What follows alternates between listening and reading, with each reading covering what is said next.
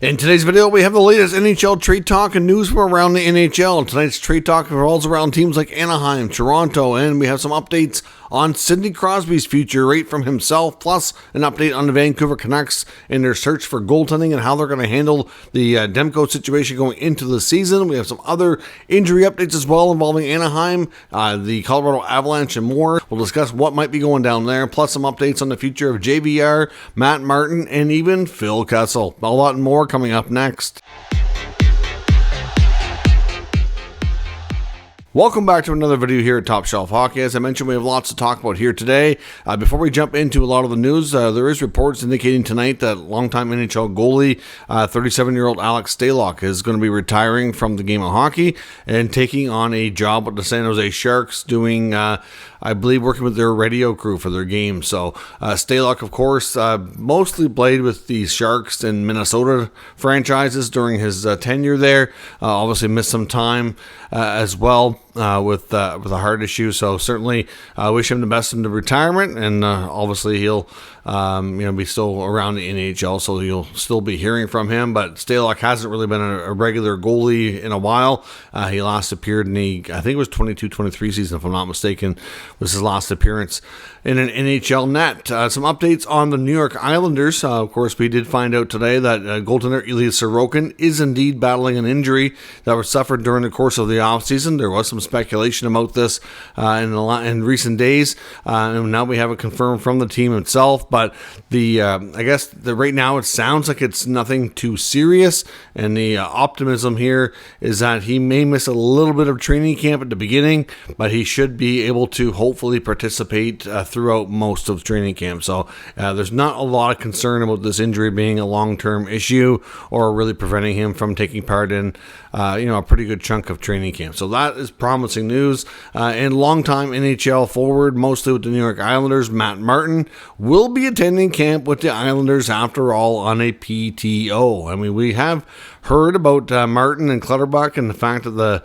a lot of speculation that they weren't coming back and maybe the door was still open and whatnot. Clutterbuck reportedly will not be coming back. He's still out there as a UFA. With Martin going to camp on a PTO, wouldn't be shocking if he ends up getting a one-year contract. We know the loyalty with Lou. I mean, obviously, a guy like Oliver Wahlstrom, for example, still somebody that is, rumored to be moved. So clearly that could create a little bit of cap in roster flexibility to bring a guy like Martin back, or they could, go with a younger, promising player if they feel like there's somebody internally that has earned a roster spot. So we'll have to see where things go. I won't be shocked if Martin signs, but clearly there's been some talk that he might end up going to camp with different teams, but the belief all along was that he likely would end up with the Islanders if he played. But time will tell where that leads to, but at least we know he's going to be in camp for sure. When it comes to James Van Riemsdyk, he's one of the more prominent names out there that is still not signed or not connected to a PTO here as of yet. There was reportedly some mutual interest with him returning to his old roots at the Toronto Maple Leafs, but those levels of interest seem to have dissipated now that they've brought in Max Pacioretty. I don't think there was a need for them to bring in both JVR and Pacioretty. The interest there seemed to kind of, I think they were weighing their options, looking at both options, and decided Pacioretty was the better way to go. I'm not convinced that's entirely the case. I mean, you never know. If Max Pacioretty can find his game that he was, playing 5-6 years ago, then sure, it could work out just fine and be really, really good for them. But from the Pacioretty we've seen coming back from serious injuries multiple times here in the last couple of years, completely different player, completely different age and time of his life, so hard to say how things are going to work out. Not saying it's going to fail miserably. I don't think that's going to be the case either. Pacioretty's going to have some opportunities to work with some pretty good players, and it could lead him to having more success than he's had more recently, but difficult to say. JVR, on the other hand, has been more healthy and more, fairly consistently productive with his roles in the last number of years. So I'm sure JVR is going to catch on somewhere. We don't know where yet, but it seems like the opportunity with the Maple Leafs has kind of gone to the wayside for right now. And speaking of former Leafs, Phil the Thrill Kessel reportedly still would like to make a comeback and still play in the NHL. Now, of course, last year he went unsigned. There was a lot of talk he would have options for PTO. I believe that there were options on the table, but he wanted an actual contract, not a PTO. And I'm not sure how he feels right now. Of course, there was some previous connections. I know last year he went to Vancouver and he was in Abbotsford working out with the Canucks for an extended couple of weeks there. Of course, with a lot of connections to the former Pens brass that he has connections with from his days as a Pittsburgh Penguins, and it didn't lead to him getting a contract. And of course, we know he won the Stanley Cup most recently in Vegas, but of course he wasn't a regular player in that playoff run. He did appear a decent amount in the regular season and a little bit in the playoffs, but oftentimes with a healthy scratch. But still, nonetheless, was the Stanley Cup champion again with the Golden Knights there for the third time. So obviously lots of success during his career, but you could certainly tell that his game had kind of diminished. And although it still looked like he had some game left, I don't know that the last time we seen Phil Kessel on the ice that it was a clear-cut thing that it was like he was done or washed, as they say, but it hasn't really led to him getting more opportunities. So we'll see what happens, but Kessel's name is certainly out there, somebody trying to find an opportunity, and we'll see if it leads to anything or the same as last year. Well, time will tell. Of course, Nathan MacKinnon, I think, accidentally broke some news that the team hadn't put out yet in Colorado, but one of his favorite players to play with, Lehkonen, will not be ready to start the season. He's still recovering from off-season injuries that he dealt with at the end of last year, and unfortunately, he is going to be delayed getting his season underway. So, of course, at this point, we know Captain Gabriel Landeskog is not, obviously missed 2 years now, hasn't played since they won the Stanley Cup, but is still trying to come back, still working hard, still training, going through all those motions, and they're still optimistic that it could happen this year. But I think there's not much optimism that it's going to happen at the beginning of the year, so we know he's not going to be there.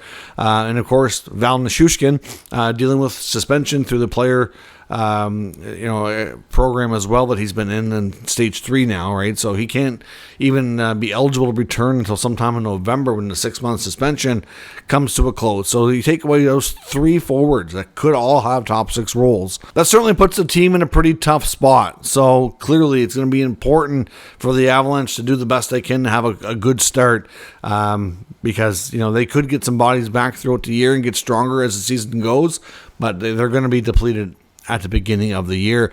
Anaheim Ducks youngster and top pick in the draft here, number 3 overall, Beckett Sennecke, was originally given a 6 to 8 week timeline after having an injury on the ice here a few days ago. But that injury's already been downgraded pretty severely. He's already been removed from the walking boot and is now he went from a 6 to 8 week timeline to a 2 to 4 week timeline. So that's a lot more promising. So obviously that gives him an opportunity to start the season on time. I'm not sure where Sennecke is going to play this year. I would suspect he'll go back to junior. That would be the most likely scenario. Of course, being injured though, he'll likely remain with the Ducks until he's healthy enough to be cleared to play. And then getting into the trade talk around the NHL for today, staying with the Ducks here, we know defenseman Cam Fowler has been a name that's been out there for about a week now. It was about a week ago today that Elliot Friedman first mentioned Fowler's name being out there in his 32 Thought podcast that came out, and obviously there's been numerous stories about him in the past week. Now today there was an article in The Athletic about Fowler from Ducks writer Eric Stevens talking about the future of Fowler and just kind of expanding on the fact that it is a lot of conversations going on behind the scenes about potential move regarding the defenseman, and it is very much expected that if they can find a deal that he will likely get moved sometime during the course of the season. He still has this year and 1 more year left on his contract, but if somebody wants to add him as a top 4 defenseman to make their decor that much stronger and a chance to win a cup, you get 2 shots here with him with his current contract at $6.5 million. So certainly he goes on to mention what he feels are some possible destinations for Fowler. He mentions 4 teams, including a couple teams in the East and a couple teams in the West. The Eastern teams, both in the Atlantic, Detroit and Toronto, whereas in the Western Conference, he references teams like Dallas and Winnipeg. Now, if you're looking at the Western teams, Dallas technically has the space available right now, but of course they don't don't have Thomas Harley signed. So you take that contract, once that gets sorted out, they're not going to have the space to take him on without having pretty close to equal amount of money going out the door. So again, not to say that they couldn't make the deal happen, but they'd have to have a fairly substantial contract going out. In Winnipeg, I would think that, we don't know, as we talked yesterday, that the future of Nick Ehlers is still very much in question. And their beat writer for The Athletic, Murat Tess, was looking at the same thing, saying he's really uncertain, that he feels like there's still at least a 50% chance of him getting moved, but you never know. Maybe they start the season, things change. We saw last year with Hellebuck and Scheifele, all of a sudden they signed big long-term extensions and caught everybody by surprise. So, could the same thing happen with Ehlers? We can't rule that out. But if Ehlers is a player that still wants to be moved, maybe that's a move that could benefit both sides. Getting an experienced forward to go in with the mix for the Ducks, to mix in with their younger guys, and Fowler comes in to shore up the back end, because we've seen a lot of changes on the Winnipeg blue line through the course of the offseason. In the Eastern Conference, the two teams were Detroit and Toronto. Again, I agree, he could help both clubs. Detroit's blue line, to me, is a major concern going into this season. Looking at them, I just did their season preview video here in the past 24 hours, and like I mentioned in that video, I have concerns about their goaltending and their D. The forwards last year were pretty good offensively. They scored some goals. There were no issues there, and with what they've forward group has changed this year, I suspect that again, they should be maybe a little less offensive, but still at the very least middle of the pack of the NHL. So I don't think their ability to score will be a major issue for them, but I do think their ability to defend. I mean, they moved on from Gostisbehere and Wallman, and I know that those guys are not exactly the absolute best defensively, but they were good skaters, good puck movers, and they did generate and help a lot from the back end from that perspective. But you throw in after Mo Seider, who remains unsigned, and that's starting to become a mild concern as well. You take Seider out of the equation here, you're left with Ben Sherratt, Jeff Petrie, Olli Mata. You get Simon Evanson, who's the rookie, who has potential to be really good, but you don't want to put too much on him too soon. You have some guys there that have not aged well and are just not at a great stage of the career. Justin Hall might have to play more regular minutes. He was somebody who sat out a lot last year. So again, there's just not a lot of strength there. So could they benefit from Fowler? Absolutely. What would they have to give up? It's hard to say, because from a cap perspective, again, Detroit has lots of space. Like Dallas right now, they have $16 million or more, but they haven't signed Raymond and Seider and Berggren yet. So we don't know when that's going to get resolved. There is belief that Lucas Raymond is looking for more than $8 million. The Elliot Friedman made mention that there's some that believe that the Seth Jarvis contract would not be the best comparable that he and his agent are trying to use to get the new contract done with the Red Wings, but that he might be trying to use the contract of fellow draft class member Timmy Stützle in Ottawa. And of course, thinking that, Stützle might be overpaid a little bit, which to me is mind-boggling, because Stützle is not overpaid. He's a centerman who come off last year. He dealt with a lot of injuries and put up 70 points. He did regress a little bit point-wise. The year before, he was a 90-point centerman in his second year in the NHL. So to be making a little over $8 million a year is not an overpayment, and it's no fluke. And Raymond does not play center where Stützle does, and centers always make more money. So I don't really see how that's the case. I think an $8 million contract for Raymond would be totally reasonable. And then, of course, you go and throw in Seider. And Seider, a lot of people suspect him to make more than Raymond. So, if Raymond's looking for at least, over 8, and then Seider's looking for more, they may not even have the space. I could see maybe this is going to drag on further. It really, as a Red Wing fan, would concern me to hear what they're looking for. So, would Fowler make a lot of sense there? He would, but they would have to move something out of substance. The Ducks aren't not just going to take your leftover scraps on the blue line that you don't want. They might take a guy like Berggren, who could probably benefit from a change of scenery. There was rumors last year that he wanted to be moved, but I'm not sure what else they'd have to include there to, of course, Yzerman and Verbeek are great friends and work together a long time, so I'm sure they could figure that out, but it might be tough to do. In Toronto, again, with their blue line the way it is, I mean, could Fowler make them better? Sure, but I'm not sure he's exactly what they need. I think they've made a lot of moves with their blue line. I think that they would certainly be, maybe at the deadline, consider a move depending on where everybody's health is at and depending on how everything has gone. But with the, you've got Riley Tanev, you're going to see how Hakanpää does, now that he's officially signed there, and you got McCabe, you still got Benoit, you got to figure out what to do with Timothy Liljegren, Oliver Ekman-Larsson was brought in. To me, I don't know that Toronto really makes as much sense.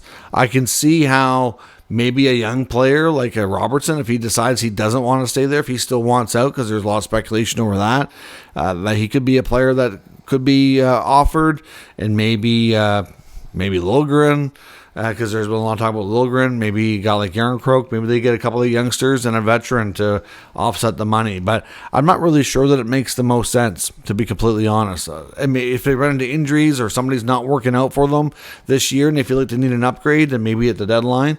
But to be honest, I think out of the 4 teams mentioned, Winnipeg probably has the best trade offer, but Detroit in a lot of ways makes the most sense because I think they could benefit from him the most. But we'll see. Staying with Toronto, there is a lot of talk that seems to be like with the Pacioretty PTO that's going to lead to a contract, what everybody says, and then the Hakanpää signing, that it seems like Connor Timmins is the odd man out to kind of make everything work with the money. With obviously the Hakanpää contract in place right now, they're theoretically over the cap, but they do have a guy like Matthew Nyes right now technically is waivers exempt, so he could be. I don't. He's not going to go to the minors, but on paper he could. Where they're not even getting paid yet because the season hasn't started. So from a cap perspective, they could theoretically move him down just to kind of help with the money. But yeah, they have some tricky cap work here to do. At least one player has to go. Maybe 2. But the belief is that Connor Timmins is absolutely going to be gone. If they can't find a trade for him, he'll be put on waivers, and they would hope that he'd be picked up. And if he's not, then they would bury the contract, send him down to the Marlies, and they can get relief for the full $1.1 million. That contract was done with strategy in mind like that, so there's certainly that. And then, of course, like I said, you'd have to move one more forward as well, probably, but it's not too difficult to figure out. Like I said before, guys like Järnkrok and Kampf, one of those 2 guys could easily be the ones that go. Hard to say. There's a lot of talk when it comes to the Maple Leafs as well that they're absolutely going to try William Nylander at center for a second consecutive year in camp. Last year, Sheldon Keefe abandoned that pretty quick. But it's something that was it was Brad Treliving's idea last year, and we do know that Willie did play some center when he was younger. It's not like it's completely absurd idea, but clearly with Tavares getting a little bit older, a little bit slower, there's still lots to like about JT's game, but I do think that if you can either put him on the third line and balance out your offense more, or move him to the wing, and if Nylander takes that 2C role, if he could handle it and it worked well, I think the Leafs could be more balanced and have a more dynamic approach that way. But again, like last year, it was a short experiment. We'll see if Craig Berube feels any differently about it this year and how they handle things, but there's lots of speculation over that too, which, like I said, could affect their centers and how they're all slotted. If you take Nylander at 2C, if they like what he's doing there, and move JT down to 3, then you've got a guy like Kampf, who's theoretically the 4C, but maybe that makes between Kampf and Järnkrok, one of those guys maybe becomes a little bit more expendable, and then from a cap perspective, they could benefit from one of those guys moving on too. So we'll see. The Leafs definitely have a few interesting things that they need to do if they're 100% going to bring Pacioretty on board, which appears to be the case. In Vancouver as well, still lots of talk around their goaltending and how they're going to handle things. There was reports, of course, that they're looking at Kevin Lankinen as their kind of emergency plan B scenario if Demko can't start the year. But there is speculation that Kevin Lankinen does not want to go to camp on a PTO. That might prove a little challenging for them. He's coming off a contract making about $2 million, and it's not like he played poorly. The Predators has had an opportunity to get a contract done with Wedgwood a little bit cheaper. So they saved some money on their cap to be able to go big game hunting on Stamkos, Marchessault, and Brady Shea. They needed to save as much money as they could and cut some corners. So not that they didn't like Lankinen, it's just, it was a savings. They felt like they could get as good a value out of Wedgwood for less money. So now he's kind of left in the lurch and hasn't found another opportunity yet. And, well, here we are. He's going to have to end up accepting something lesser than he was hoping for, clearly. But if they want to bring him in, and to me it sounds like Demko is going to need some time. That's just my gut feeling on this. But again, I'm not a doctor, so I'm not there. I don't have the inside scoop. But a lot of the reports indicate that he's likely going to miss at least a little bit of time to start the year. But depending on how long that's going to be, it will determine what they need. Lankinen might be somebody who wants too much of a commitment or too much money for them to make sense of it all. But we'll see, because it obviously impacts their cap and impacts their roster. It makes a lot of complications here. So we'll have to see where things go. But the fact that Lankinen won't go on a PTO certainly doesn't help them out at all. And when it comes to Sidney Crosby, of course, the NHLPA player media availability that was going on in Vegas this past week, Crosby himself was there representing the Penguins, as he usually does, and got to talk with a lot of reporters, including Elliot Friedman, and on the Friedman's podcast that came out today, basically saying that Crosby sounded very optimistic that he will indeed get a deal done with the Penguins sometime, hopefully before the season starts. But a lot of what Friedman was saying was that Crosby's not hesitation, but the reason it's not done here yet is largely due to the fact that he's really undecided on how long he wants to play, and he does not want anything at all to happen with his contract that puts the Penguins in any kind of remotely negative spot. Cap-wise, he doesn't want to have any kind of negative effect on them whatsoever. So he's just really concerned over, how long they do this for, and making sure that it really is best for both sides, that he can live up to it and continue to play at a high level, stay healthy and all those things, which is hard to predict, of course, but certainly, not shocking that Crosby would be concerned about those things. Those issues were things that we had learned of earlier in the offseason that were certainly very important to Sid, which played a big role as to why things were not done as of yet. It had nothing to do with the Penguins not making offers. They were not making offers that were insulting or anything of that nature. It's believed that they were ideally looking to give him basically whatever he wants, looking at, do 3-4 years, $10 million, whatever it's going to take. I don't think there's any hesitation from Dubas and company to give him what he needs to sign.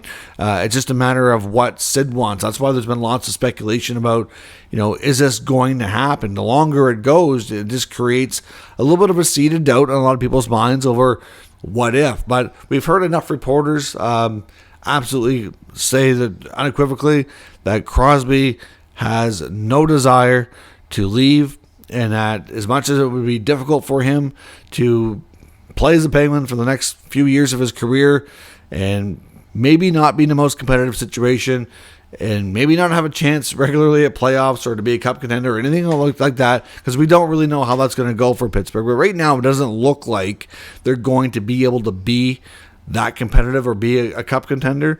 And while as much as that was going to be challenging for him because he's such a competitive person, that it's almost seems more important for him to be a lifelong Penguin and have his legacy cemented as such. So we'll see. I mean, like I said, there was lots of talk before about a lot of the what ifs, and it wasn't even so much that when we had talked about it before that there was, speculation he wanted to leave. It was more about people just kind of, wondering why this is taking so long. This has to plant a seed of doubt. And there was obviously some articles we looked at saying, well, wouldn't it be interesting to think what if he did go? But, as of right now, it seems unlikely. But with training camp not that far away, and of course the season a few weeks away, it sounds like Sid himself said all the right things to kind of tone things down and to obviously leave everybody comfortable that he's going to get a deal done with the Penguins here in the not too distant future. Just a matter of narrowing down exactly what's best for himself in the team before they make that happen. But we'll see. Everything right now points to Sid staying with the Penguins. So we'll see what happens. Let me know your thoughts on all of today's news and rumors down in the comments. We'll discuss further. If you're new to the channel, make sure you subscribe and stick around. We'll keep you up to date with the latest news, rumors, and analysis of all 32 NHL teams. Thanks for watching. I'll catch you next time.